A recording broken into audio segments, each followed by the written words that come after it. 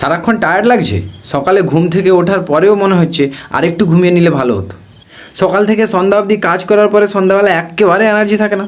আজকের আমি আপনাকে প্রুভেন 5টি কারণ বলবো, তার মধ্যে একটি কারণও যদি আপনার মধ্যে থাকে, তার কারণে আপনার টায়ার্ডনেস, আপনার স্লিপিনেস, আপনার ফ্যাটিগ, আপনার ড্রাউজিনেস সমস্ত কিছু আসছে। অনেক রাত অবধি মোবাইল দেখা, মোবাইলের ব্লু লাইট আমাদের ব্রেন থেকে ঘুমের যে হরমোন অর্থাৎ মেলাটোনিন সিক্রিয়েট হতে বাধা দেয়।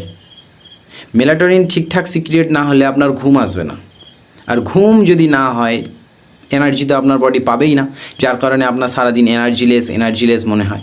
আয়রন এবং ভিটামিন ডির ডেফিসিয়েন্সি, বেশিরভাগ ভারতীয়দের ভিটামিন ডি এবং আয়রনের ডেফিসিয়েন্সি দেখা যায়।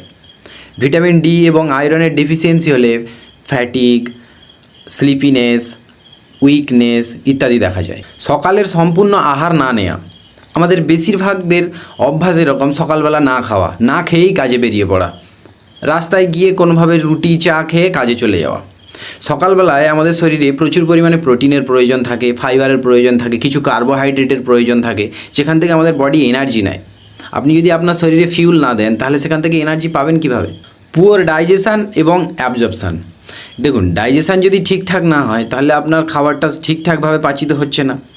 এবার ডাইজেশান হয়ে গেল, ধরুন অ্যাবজর্পশানে যদি প্রবলেম থাকে, যে নিউট্রিয়েন্টসগুলো শরীরে প্রয়োজন ছিল, ভিটামিন, মিনারেলস, প্রোটিন, কার্বোহাইড্রেট, যেগুলো আপনার শরীরে লাগে, সেগুলো যদি ঠিকঠাকভাবে শরীরে অ্যাবজর্ব না হয় তাহলে আপনার শরীর এনার্জি পাচ্ছে না, ভিটামিন মিনারেলস পাচ্ছে না, দুর্বল তো হবেই।